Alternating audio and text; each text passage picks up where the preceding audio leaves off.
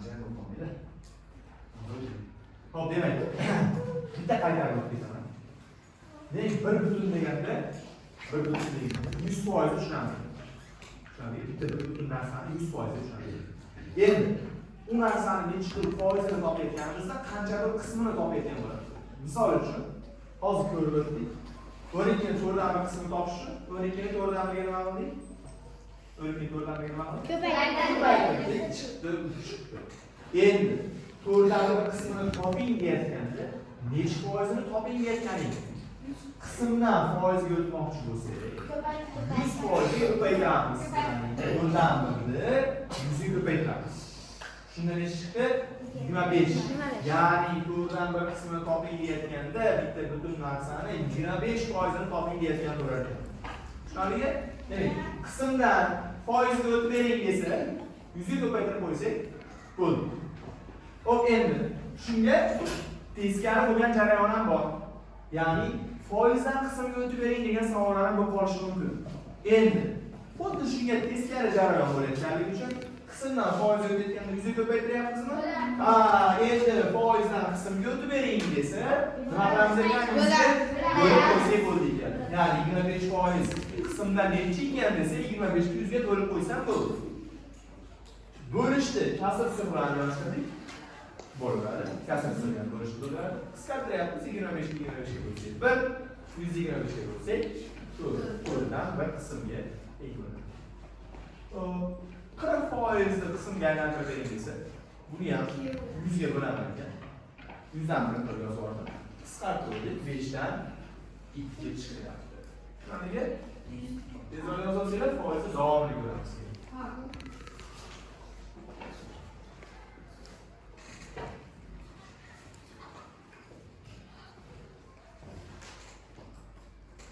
Yozyapsizmi?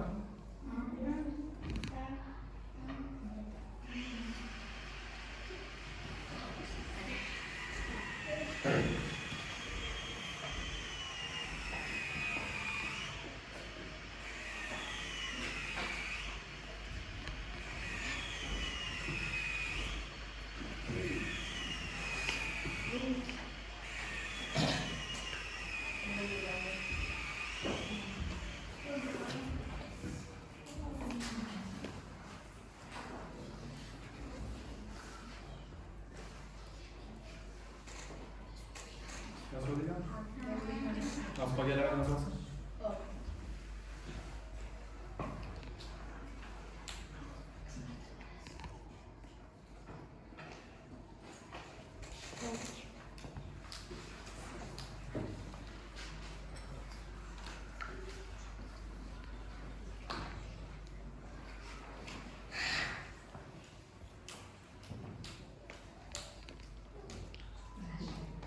Hop, nasıl koygan bo'lsak, mana tamom bo'ldi?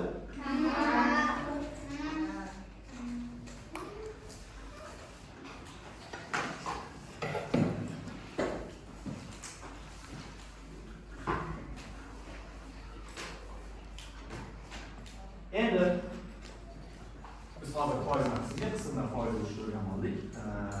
Shunga doir savollarga kelib qolishi mumkin. Endi asosiy mavzuga kelyapmiz. Biron bir narsani foizini topish. Endi men ko'proq aytayotganda proporsiya qilyapmiz deb ketaman. O'zi proporsiya umuman boshqa narsa. Hozir qilayotgan ishimiz belgilash deyiladi o'z aslida. Biron bir narsani belgilab olish deyiladi. Belgilab olish deyiladi. Shuni men proporsiya deb aytib ketaman xolos. Shunga hozircha proporsiyaga tushunib ketaveraylik. Shu so'z orqali tushunib ketaveraylik. Misol uchun, mana nima desa, beramiz hamma tushunadi, to'g'rimi? Proporsiya desam, hozir qilayotgan ishimizni tushunaveraylik. To'g'rimi? O'z proporsiya boshqa narsa. Xo'p, endi kitobimizdagi 5-misolga qaraymiz. Kitobimizdagi 5-misol. 5-misolimizda aytyapti. 37%ni toping deyapti. 37%ni toping deyapti. Qarang, har doim berilayotgan narsa 100% bo'ladi. Ya'ni 37%ni topib bering deyotganda 100% deb belgilaymiz. Necha foizini topib bering deyapti? 37%ni topib berilyaptimi? Foizni tagiga har doim foiz yozamiz. Foiz sonni tagiga foiz yoki foiz tagiga son yozib qo'ymaymiz. Endi 37% ni topib berilyaptimi? Shu 37% yo'qmi? Shuni ro'parasiga x qilamiz. Endi biz kasra ko'paytirish bo'lish o'tganiga sabab shu joyda, ya'ni buni proporsiya usuli bilan ishlaymiz. Ya'ni proporsiya usulida buni bunga ko'paytirmasiga tengshish kerak. Ya'ni 100 ni x ga ko'paytirganimiz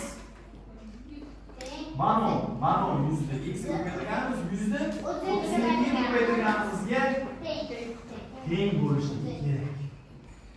Shu orqali ishlaymiz. Ya'ni endi x topish uchun 100 ni 37 ga ko'paytirib 100 ga bo'lib qo'yamiz. Chunki bu tomonda 100 ko'paytirish bo'lib turibdi.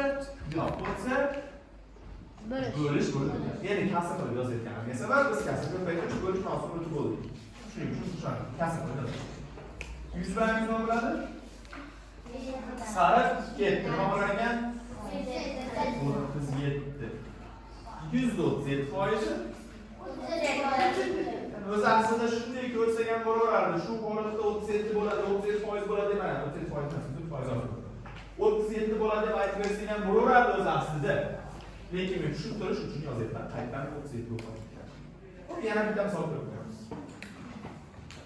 Misol uchun onamiz 300 ning 70% ni toping. 300 ni 70% ni topyapti. Ya'ni 300 ni ichida 300 ni butun deb oladigan bo'lsa, shuning 70% necha deb so'raydi. Demak, 300 ni necha foiz deb olaman ekan?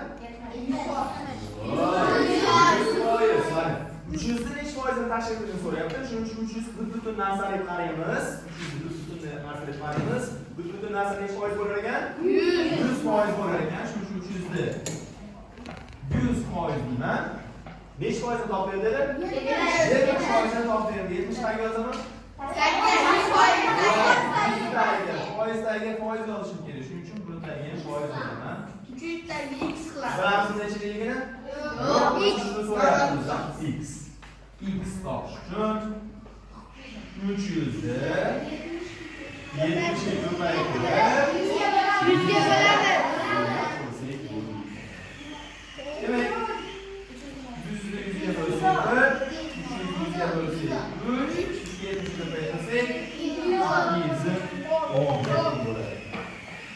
Tushunarlimi? Xo'p, o'zi foizga doir chuqur narsa bor. Shuni navbatdan ko'rib qo'yamiz. Birinchisi shu. Biron bir narsani foizini topish. Birinchisi shu. Endi ikkinchisi.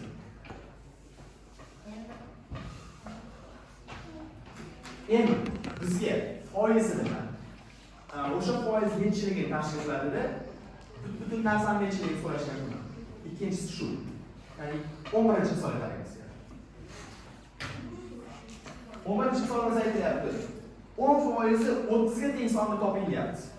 Qarang. Ikki xil so'z bor. Mana bunda 300 ni 70% ni topib bering deyildi. To'g'rimi? Shuning uchun 300 ni 100% deb belgilaganmiz. Endi bunisida 10% 30 ga teng sonni toping deyapti. Endi bizga 10% ni berib qo'yapti o'zi. 10% 30 ga teng bo'lsa, shu sonni o'zi nechi? Ya'ni 100% x. Endi shu yo'q. Tushunyapsizmi? Aytdi 100% bor edi nechiligi? 70% yo'q edi.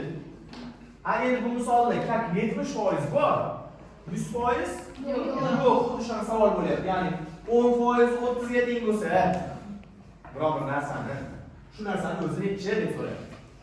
Tushunarlimi? Shuni topib qo'ysak bo'ldi. X topish uchun 30 ni nechaga ko'paytiraman? 100 ga. 30 ni 100 ga ko'paytiraman. 10 ga bo'ladi. 10 ga bo'ladi.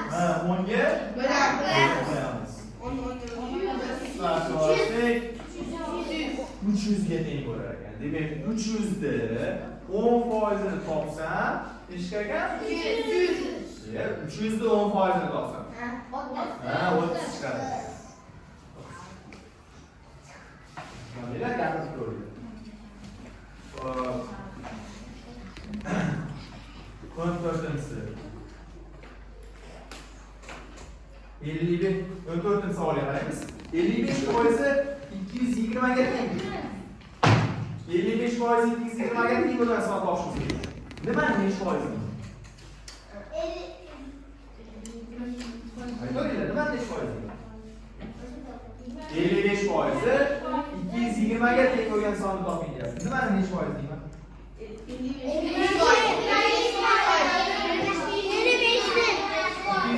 necha foiz deyman? 55% emas. Savolda aytyapti 55% 220 ga teng. 220 ni 55% deyman. Shu sonni o'zi necha deyapti? Ya'ni 100%. Necha bo'ladi deb so'rayapti. Demak, x topish uchun nima qilaman?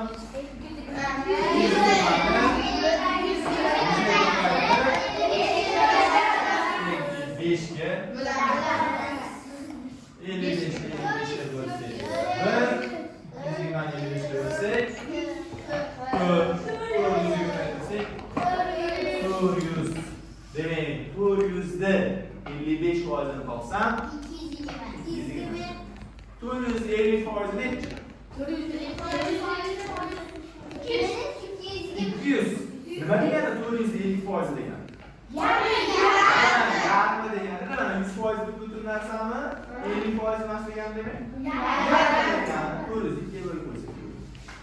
Ha, 402 ga bo'lib qo'ysak. Shunday 50%. Endi uchinchisiga kelyapmiz. Uchinchisiga doir masalan hozircha kitobimizda o'rnab, buni o'zimiz ko'ramiz. Hop. Uchinchisida endi foizini so'raydi. Ya'ni mana aytaman. 100% bor, 70%? Yo'q. Albatta 100% yo'q, 55% bor. Endi mana bu qoladigan holatni so'raydi. Hisob.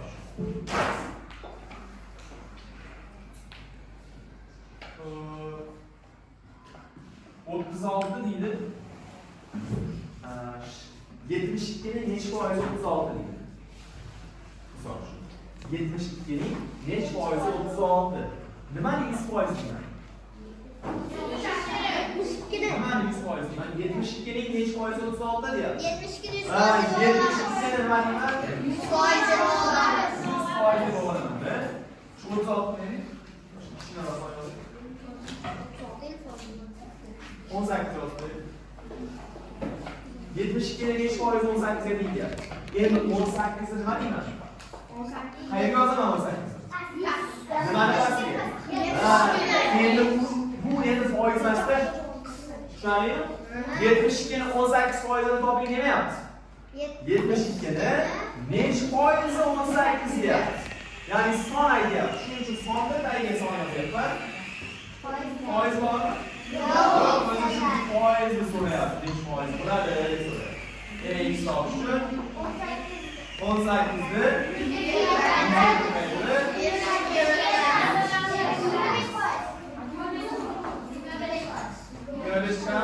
ni 18 ga bo'lsak. 72 ni 18 ga bo'lsak 100 bo'lingan 4 bo'ladi. 25. Ya'ni 3-turdagi masala shu. O'zi foizga doir shu 3 xil masala bor xolos. Bo'ldi. Boshqa ortiqcha narsa yo'q foizga doir. 3 xil masala. Demak, birinchisida foizini so'raydigan, necha bo'lishini. Ikkinchisida o'sha foizini berar ekanda, shu sonni o'zini so'raydigan, necha bo'lishini. Endi shu sonni o'zini ham berar ekan, qismini ham berar ekan. Shu necha foiz tashkil qilishini so'raydi. Shunga 3 xil masala bor. Endi yozib qo'yamiz.